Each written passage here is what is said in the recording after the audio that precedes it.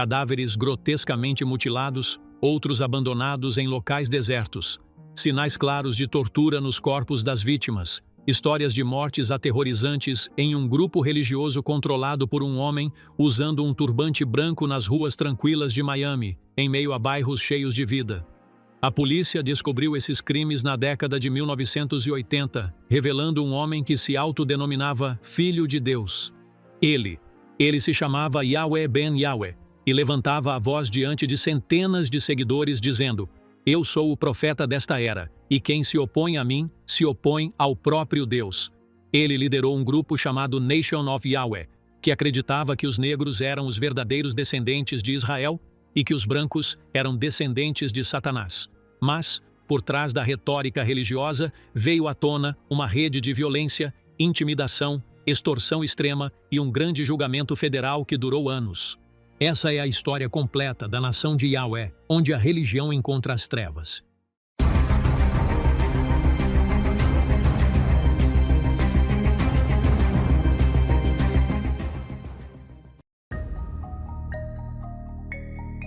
Em 1935, Rulon Mitchell Jr. nasceu em Oklahoma, em uma família afro-americana de natureza conservadora e cristã. Seu pai era um ministro batista e a igreja era parte integrante de sua vida diária. Desde jovem, Rulon demonstrou uma inteligência notável, uma língua afiada e uma confiança além de sua idade. Depois de deixar Oklahoma, Mitchell entrou para o exército e, mais tarde, cursou a faculdade de Direito. Ele se mudou para Atlanta, onde na década de 1960 ingressou na Nação do Islã. Depois de deixar a Nação do Islã, no final da década de 1960, ele estudou em institutos teológicos locais e subiu rapidamente na hierarquia da Igreja Batista. Mas seus sermões não eram convencionais e ele não se contentava com o simples papel de um pregador atrás do púlpito. Ele estava buscando algo mais amplo do que um sermão, mais profundo do que uma interpretação. Ele estava em busca de significado e poder. Nas décadas de 1960 e 1970, os Estados Unidos estavam fervilhando com questões raciais, movimentos de libertação dos negros e revoluções de identidade. Foi nesse clima que Mitchell encontrou as ideias dos israelitas hebreus negros, um grupo que acreditava que os negros eram os verdadeiros descendentes de Israel e que sua história havia sido roubada e reescrita com canetas brancas. Ele foi influenciado por essas ideias, depois as adotou e, por fim, decidiu superá-las. No final da década de 1970, ele começou a se apresentar em público com um novo nome, Yahweh Ben Yahweh. Ele não se apresentou apenas como um reformador religioso, mas como o próprio Filho de Deus, seu mensageiro nesta era, enviado para libertar os israelitas negros da ignorância e da escravidão espiritual. Em 1979, ele fundou sua própria congregação em Miami, Flórida, e a chamou de Nation of Yahweh. Desde o primeiro momento, o objetivo não era simplesmente adorar a Deus, mas construir uma nação, uma identidade e uma autoridade alternativa, onde o líder era o profeta era o filho e o filho não deveria ser questionado. A nação de Yahweh não era apenas um novo grupo religioso, mas um projeto completo para redefinir a identidade, a religião e o pertencimento do zero. Desde seu início, a doutrina do grupo foi construída sobre 3 pilares inabaláveis. O nome de Deus é Yahweh, o profeta é Yahweh Ben Yahweh e o povo escolhido são apenas os negros. A seita rejeitava todos os rótulos ocidentais, Senhor Deus, Jesus, cristianismo, e os considerava ferramentas de colonização espiritual e cultural impostas aos africanos durante séculos de escravidão. Os seguidores acreditavam que os afro-americanos não eram apenas vítimas, mas os verdadeiros herdeiros do Antigo Testamento. Eles eram os israelitas originais, apagados pela história, cuja identidade havia sido roubada e cujos nomes haviam sido removidos dos textos religiosos e históricos. Mas o líder não se limitou a essa ideia. Ele se declarou abertamente o Filho de Yahweh. Enviado a eles, ele afirmou repetidamente que aquele que não me reconhece não conhece a Deus. Aquele que me segue entra na graça. Ele exigiu fé absoluta, obediência completa e um rompimento mental de todo o conhecimento que possuía anteriormente. O líder não era apenas uma figura religiosa. Ele se tornou o centro espiritual do universo do grupo. Na Nation of Yahweh, os membros usavam turbantes brancos e substituíram seus nomes de escravos por novos nomes hebraicos. Eles abandonaram suas identidades anteriores e começaram uma nova vida, regida por um sistema hierárquico rigoroso que não tolerava rebeliões ou questionamentos.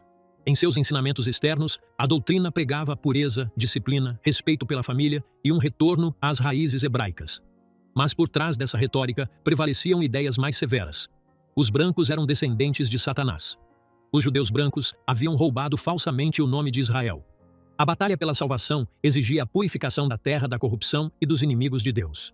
Nas aulas internas, os seguidores eram ensinados a memorizar, repetir e acreditar, não a pensar. Eles eram constantemente lembrados de que a lealdade é o caminho para o paraíso. A hesitação é a porta de entrada para a condenação. Nesse ambiente fechado, onde a crítica e a discordância eram proibidas, a fé se tornou uma ferramenta de controle, e o líder, pouco a pouco, tornou-se uma sombra de Deus na terra. Desde sua fundação em 1979, a nação de Yahweh não demorou a se espalhar. Em apenas alguns anos, deixou de ser uma pequena seita nos becos de Miami para se tornar um movimento religioso e econômico maciço, possuindo imóveis, administrando empresas e controlando milhares de seguidores em vários estados. O segredo estava no plano do líder. Ele não queria apenas ensinar a doutrina às pessoas. Ele queria construir um estado onde, dentro de um estado, houvesse um sistema totalmente integrado que libertasse o povo escolhido de Deus da dependência do mundo exterior e lhe concedesse um senso de capacitação, identidade e santidade coletiva.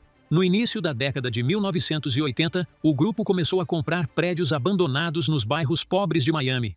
Eles os converteram em alojamentos para novos recrutas, depois em centros de distribuição de alimentos e, mais tarde, abriram lojas, armazéns, centros de assistência, internatos e até mesmo pequenas instituições de mídia. O financiamento dependia de doações obrigatórias dos seguidores, que eram obrigados a contribuir com uma parte de seus salários todos os meses. O trabalho dentro do grupo era realizado no espírito de uma jihad sagrada. Os homens construíam, as mulheres organizavam, as crianças aprendiam e tudo era feito em nome do grupo e para o benefício do líder. No centro desse sistema, os discursos semanais eram transmitidos de um enorme salão que eles chamavam de templo, onde Yahweh Ben Yahweh, com seu turbante branco, se dirigia a centenas de seguidores em um estilo enérgico, direto e repetitivo, enfatizando que vocês são o povo escolhido de Deus, são os verdadeiros herdeiros da terra. O mundo não o reconhecerá, a menos que você declare que eu sou o profeta dele. Nessa época, em menos de 5 anos, a influência do grupo se espalhou por mais de 20 estados dos Camério e seus seguidores chegavam a milhares. Em algumas cidades, a influência de campo do grupo tornou-se tangível. Não se tratava mais apenas de uma seita, mas de uma rede religiosa, econômica e social fortemente unida. No entanto, com esse rápido crescimento, surgiu uma pergunta inevitável. Isso foi apenas um sucesso religioso ou foi o início de uma organização doutrinária fechada que via o mundo exterior apenas como uma ameaça? Do lado de fora, a nação de Yahweh parecia ser um grupo religioso organizado que dependia de disciplina, identidade e trabalho em equipe. Mas, por dentro, era algo totalmente diferente. No centro do sistema, havia uma hierarquia rígida que não deixava espaço para hesitação ou rebelião. No topo estava Yahweh Ben Yahweh, o líder absoluto e o filho enviado.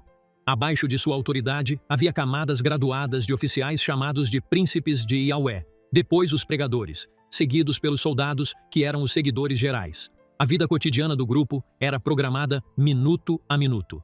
Tudo era planejado, executado sob instruções e revisado por meio de relatórios. Comida, roupas, dormitórios e até mesmo as palavras que você podia falar. Não há espaço para chance, nem privacidade. O uniforme, o turbante branco, os nomes hebraicos, os slogans religiosos, todos serviam para dissolver o indivíduo no grupo. Em sermões e instruções internas, isso era constantemente repetido. Você não é mais você mesmo. Você é um servo de Yahweh, um soldado da nação de Yahweh, e sua lealdade ao líder é prova de sua verdadeira fé.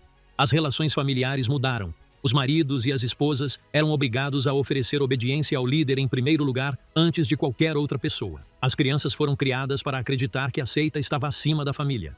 Aqueles que não compareceram ou demonstraram hesitação foram chamados para prestar contas. Existia um sistema interno de punições, isolamento, privação, vergonha pública, repreensões verbais, e às vezes, os seguidores eram solicitados a provar sua lealdade por meio de missões.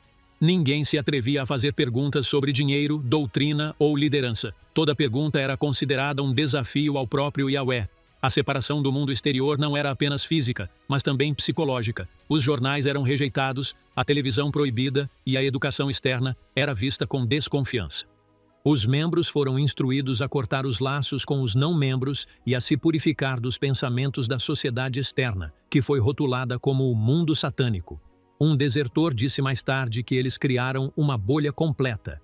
Nenhuma luz entra nele, exceto a luz do líder. Você não vê o mundo como ele é. Você vê as coisas como eles querem que você as veja. Nessa luz de ambiente fechado, a lealdade ao líder gradualmente se transformou de obediência em adoração. No final da década de 1980, a nação de Yahweh não era mais apenas um nome religioso sussurrado nas ruas de Miami. Isso se tornou um fenômeno que inspirava mais medo do que curiosidade. Os jornais começaram a fazer perguntas, os relatórios policiais se multiplicaram, começaram a surgir testemunhos esparsos de desertores, parentes de membros e moradores locais. Algo sombrio estava acontecendo lá dentro. Entre 1986 e 1989, foi registrada uma série de crimes misteriosos. As vítimas foram mortas de maneiras horríveis, incluindo desertores do grupo, empresários que se recusaram a cooperar e outros descritos como inimigos de Deus. Muitos desses casos permaneceram sem solução, mas o padrão era o mesmo. As autoridades começaram a ligar os pontos, e surgiu a pergunta mais perigosa. Havia uma rede organizada de violência dentro do grupo, e o próprio líder sabia, ou até mesmo deu as ordens? As investigações revelaram a existência de uma unidade semi-secreta dentro da seita, chamada por alguns membros de Mujahideen, ou Guerreiros de Yahweh.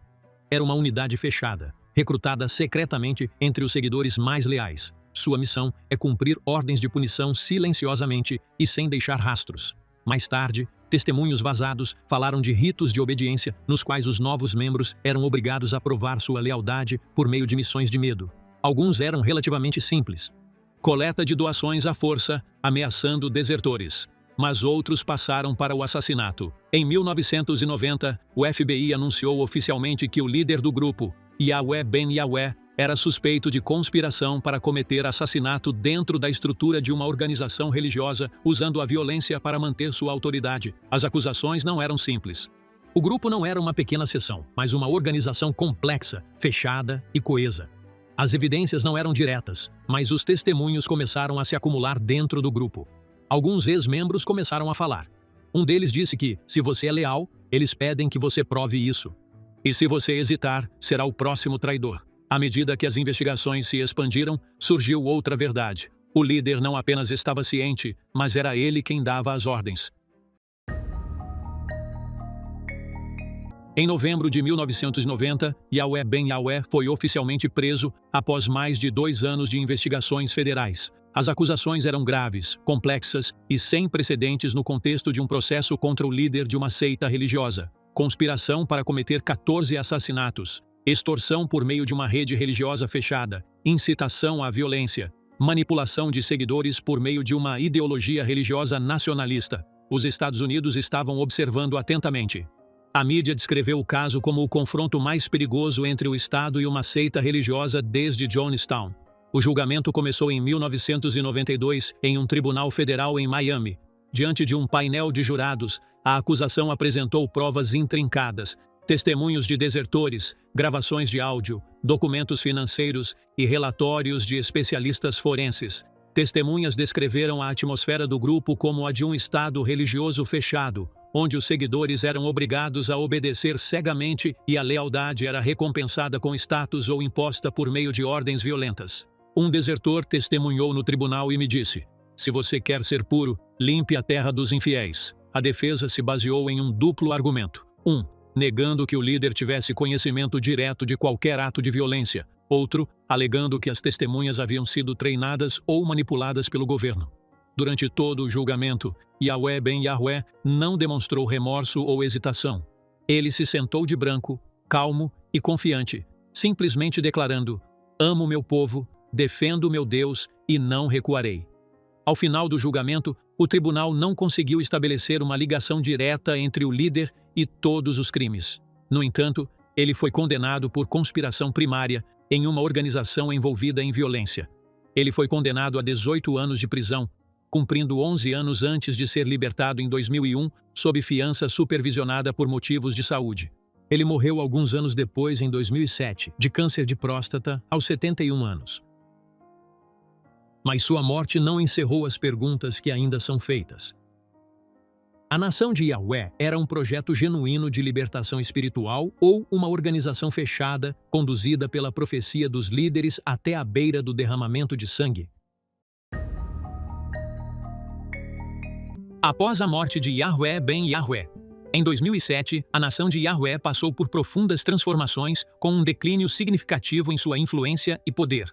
O líder era o coração e a alma do grupo, e com sua morte, as estruturas organizacionais que ele construiu se desintegraram e a coesão dos seguidores enfraqueceu. O grupo se dividiu em pequenos ramos dispersos, cada um tentando reinterpretar a doutrina à sua própria maneira ou simplesmente dando continuidade a atividades limitadas nas comunidades locais.